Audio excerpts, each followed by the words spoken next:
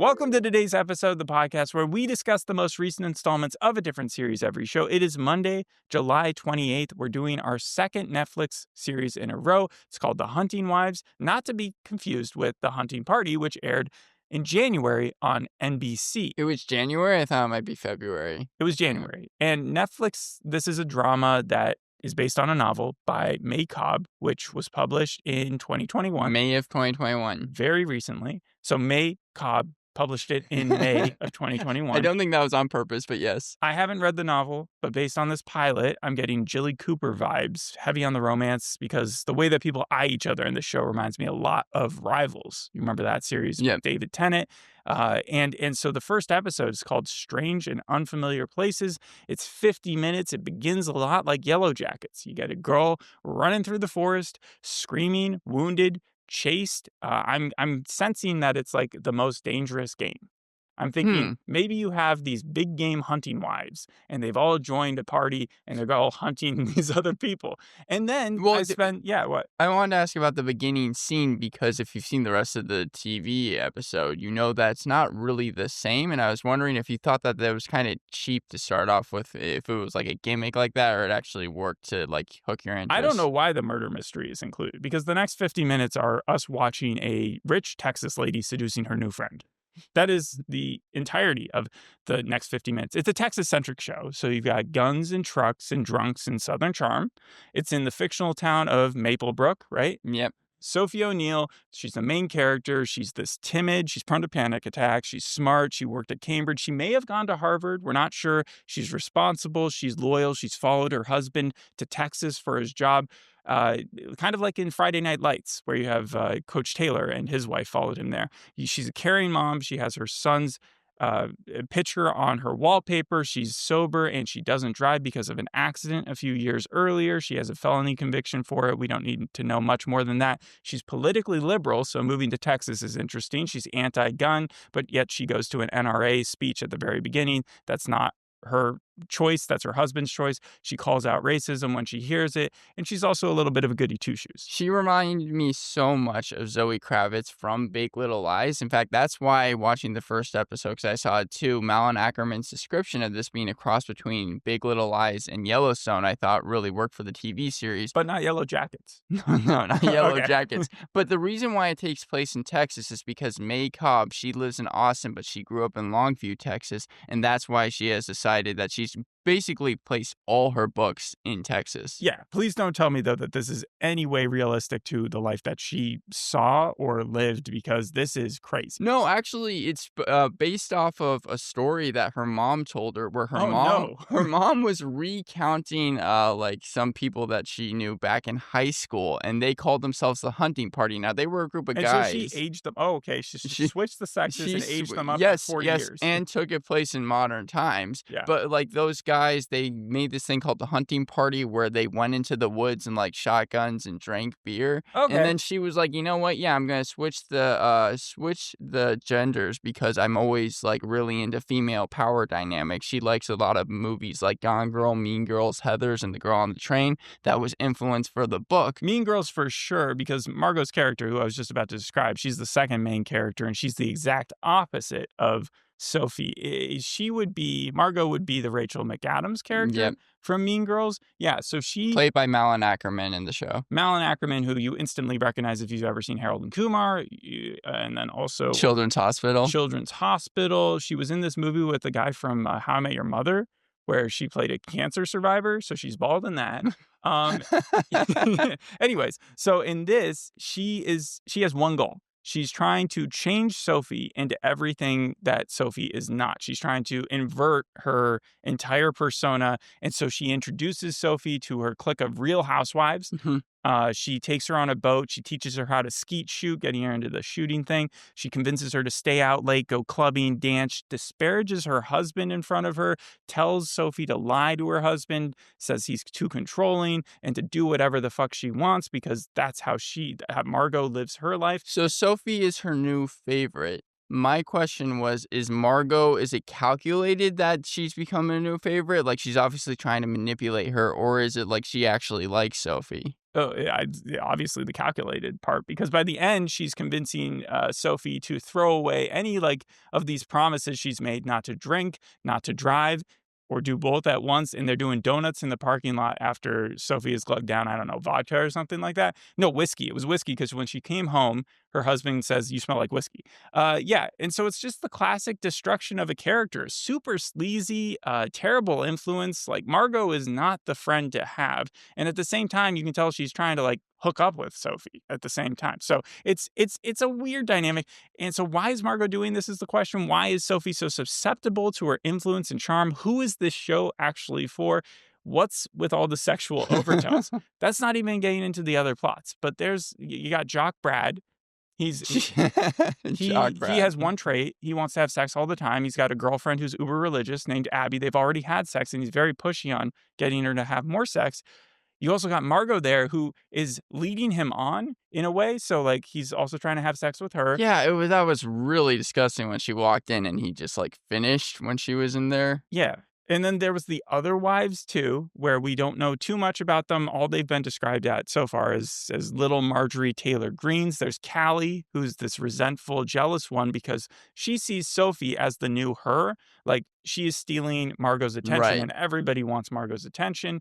Brad's mom is, I think, the preacher's wife. She's overly protective of Brad, which is way too late in his life because he's clearly already like left the fence or whatever it's called. And then there's a bunch of like yes girls who also follow along. Do we know why Margo is as powerful as she is? You said that she has charm. She's married to Dermot Mulroney's character, Jed Banks, and I think he's just from money.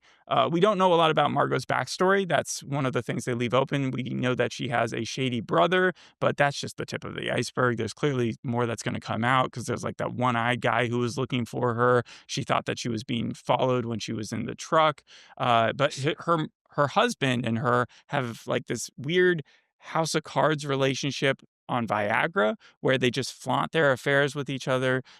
I think Dermot Mulroney's character Jed also wants to have sex with Sophie, but with Margo Huh. present, it seems like. And then he's also thinking about running for office, and he's not afraid to do that because he says candidates these days, they don't have to worry about the skeletons in their closet. I found it funny because Dermot Mulroney, he has played a congressman before, but he's also played like a president in Marvel movies Yeah. or TV shows. So the fact that he's also running for governor here, it's not too much of a stretch for him. He keeps playing these roles. Was that in the the Samuel Jackson series? Yeah, it was in Secret Invasion. Yeah, so it goes him and then it goes Harrison Ford. Well, yeah, but also I think that Dermot Mulroney in 2020 was in a TV show called Messiah where he also played president. I remember him in Righteous Gemstones. Wasn't he in that? Yeah. Yeah, for a couple episodes, season 2, I think. Yeah, that's cool. So yeah, then you have high school senior Jamie, who's friends with Brad, who hits on Sophie, and it seems like they're setting up a For All Mankind cuck story there. The amount of that, like it feels like they're just trying to push buttons, you know, and then finally you have the murder, which does feel a little tossed in now that you say it because we don't know who's getting murdered. We just know it's a blonde lady. They go back to it at the very end. There's a guy who steps out of the woods, or guy or girl who steps out in boots. And so we have to assume that's maybe one of the characters we've already seen. But again, from what you've seen in the TV show, there's not even like a hint of like who it is or who the girl might possibly be or anything like that. Well, it looks a little bit like it could have been the main character, but I think she's younger, so it could have been Abby, or it could just be someone else. They just say it's 3 weeks before that when we see Sophie entering town. At the start of it, yeah. So who knows? Sophie could be the one who's the shooter. That could be like the ultimate change for her. She's gone from someone who was like fighting for what's right. I don't know. She was working for a PR team before, so she wasn't like 100% innocent of anything. But my pros for the show is probably just that Margo plays a solid queen of her kingdom, because you never doubt that. Whenever you see her character, she's very confident in herself. The first time she sees Sophie, she just takes off her clothes. Right, and that's when Sophie doesn't realize that Margo is married to Dermot Mulroney. Correct. Right? And you've already said that Sophie, she's not completely innocent either. Is any character, like, are they all evil? They're all needy. So, like I said, everybody is vying for Margot's attention. Margo is just interested in power and sex, and even the husband is just like the fact that he brought his wife here to this like obviously kind of dangerous situation. Obviously, maybe he didn't know, but at the same time, he still feels needy as well. Like there hasn't been a character. I would say Abby's mom, who's played by the This Is Us character, Kate Pearson and she This Is really, really Us. wants Brad to come back to their place so that they can share whatever Abby made, like these fruitcakes or something like that. And so she's also needy. Yeah, there's not a not non-needy character in the show. So out of all the characters, you're saying that Pro is probably Margo is the best one No, because Margo is just a solid queen in her castle. then who's the most interesting to follow? None, because it's super predictable. I feel like this show just wants you to give it credit because it's like playing Jenga with Sophie's identity. Like, which piece is going to completely topple her identity? It's shallow, it's naive, and again, predictable. I don't understand why we have to see Margo saddle up to her so many times and like get that same like awkward moment where she's like touching her and then Sophie starts to feel all nervous and stuff. She gets the butterflies in her stomach. It reminds me of the creepiness that I felt when I was watching A Friend of the Family. Where Really? that guy's well, not to the same level because I just hated that show visually because it represented something real. Like that Yeah. actually happened. But this is like the idea that someone could interrupt someone's marriage in such a not even calculating, but like like right in your face, Well, it's supposed to be obnoxious way. Sophie should be more aware. it's supposed to be soapy though. It's supposed to be like a Hallmark But the movie. the vibes aren't rocket science. It's like there's this woman and she keeps flirting with you over and over and over again, and you're just like egging her on more and more and more. If you guys are gonna hook up, just hook up. But like even the other wives know. Even that's why what's her face was so mad about it. So Callie, right? Her husband, because they're all married, is married to like the sheriff of town. So she steals his like badge or something so that she's able to log in to his computer and look up. And that's how we find out that Sophie has this felony on her record. But the face that Callie makes when she reads about it makes it seem like it really wasn't Sophie's fault. Maybe I'm looking too far into it, but like, what's the point? In the end, is this a murder mystery or not? Is it just a love story? Because if it is a love story, it's kind of messed up one. Or is it like once we uncover enough things, there's going to be some huge conspiracy going on? None of it really sells that in the pilot. Okay, so from what you've seen though, could you say it's maybe a guilty pleasure? Because I have Yeah. seen some reviews call it that. Oh, absolutely. Okay, so that's where I say, who is it actually for? So if it's just here to be kind of like a 50 Shades of Grey type thing that some people would read and just enjoy for that, then by all means, like have your moment to enjoy it. But it doesn't feel like a real TV show to me. I would compare it to a real TV show, which is Orange is the New Black, in that Piper in that goes to prison. She has a husband. It seems like she's trying to be a good person. And then as soon as she enters the prison, her ex is there. And by the end of the season, she dumps what's his face and she ends up with the ex. But at least with the character played by the lady in that 70s show, Lauren Pepron or whatever, right? Yeah. She's not as crazy as Margo is, or she's not as power trippy as Margo is. Again, Margo is a cool character, but in this instance, I feel like she's overused. The sexual overtones are crazy. And so for that, my ultimate rating is probably just going to be like a 3.5 out of 10 because I would not want to go watch more of this show. Again, 5 is like a normal TV show. This is, a little bit less. 3.5. Okay, yeah. So the series is going to be 8 episodes. They shot in North Carolina, despite, again, all the books taking place in Texas. Originally in late 2023, Starz greenlit the series because actually May Cobb, she published her first audiobook when she was 45, and then she didn't make this, which was her first actual book, until May 2021, as we discussed. So October 2023, Starz greenlits the series, and then Starz, I think like they had already filmed it and everything, but they like kind of separated from Lionsgate in June. So then Netflix acquired the series, and that's how it ended up on Netflix. Compared to completely original series Ransom Canyon, you can see that because this feels more like the gratuitous nudity and like the amount of sex scenes that you get, or it like kind of they might have even toned it down a little bit. from what you would have seen in the Stars I series? think I think they did. I also believe that they followed the book pretty closely. Really? But Okay. one main reason is because Stars build it as a limited series, and then Netflix, which is a multi-season platform, they're thinking that they might be wanting to go more than one season with this. And this is also after Stars has canceled things like Heels, Run the World, and Blind Spotting, like a number of TV shows. Yeah, those are completely different than this. This would maybe be similar to You, but it's not got Huh. the same interesting draw as, like, there's a serial killer who is the main character narrating. Is Margo It's not like Banks a the Joe Dexter thing. Goldberg? No, more like just the amount of, like, everybody being so obsessed about a relationship and romance and stuff. Like, I'm talking about one specific part of You. Mhm. And so that's where I feel like maybe you're reaching that audience. I'm just still trying to figure it out myself. I don't think I'm gonna watch any more episodes of it, but, I don't give any, like, I'm not dissing the acting. I think they're dealing with the best they could in the script, and it's kind of funny. You would probably laugh at it after a while. You could play a drinking game. It's like, how many times is someone going to try to hook up with someone else? Yeah, because I mean, it has a 6.7 on IMDb, a 75% on Rotten Tomatoes, but I think the Hollywood Reporter kind of agreed with you because they called it pleasurably stupid. No one is likely to mistake The Hunting Wives for the deepest, nicest, smartest show, but in terms of pure over-the-top fun, I suspect it will be hard to beat. And then I know that the AV Club rated the whole series a B and called it the summer's guiltiest TV pleasure. So I think that's when you kept asking who the audience is for, I think it's just for people that like guilty pleasures. I know it's supposed to be steamy. I know that the scene where, like, Margo and Sophie are in the car at the end and she's driving her back home and she, like, pulls over and has a cigarette and then she starts touching Sophie and, gets Sophie to drink, and then they start doing donuts Mhm. in the yard or in the, abandoned parking lot, that's supposed to be like, "Oh, wow, she is seducing her."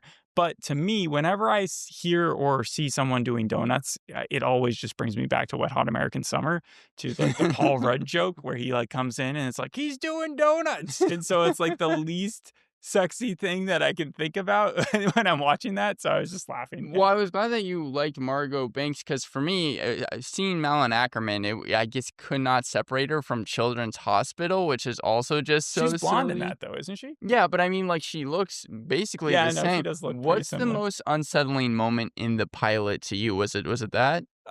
Unsettling. Yeah, I guess when she drank, and I was just like, "Are you really throwing away so many years of sobriety?" Like, I get, oh, you get behind a car and it's like, "Hey, learn stick shift, do donuts in an abandoned parking lot. You're not gonna hurt anybody, and it's not like you're driving on the road." Sure, but then she's like, "I'm gonna need a drink for this," and I was like, What? That is a big decision, especially if she is an addict. We don't know." There was also that random scene where they were in the bar, and then I think it was Margot like Oh, drinks from her tits, right? Or Oh, something. yeah, yeah, she does body shots. That completely went over my head because I was gonna say also when Jamie shows up and then, yeah, she's hitting on a high schooler and then Margot, like, encourages that, or when Margot, like you said earlier, walks in and sees Brad, uh, getting, like, jerked off by Abby, and, yeah, there are a lot of scenes where it's a little cringy if you're not into that type of stuff W watching that, so, yeah. when it's the high schooler storyline, to me, and maybe you felt the same way, I thought that the show, even though there wasn't much plot to begin with, really slowed down I though. really like that basketball game where we saw, like, 2 seconds of them shooting the winning shot and then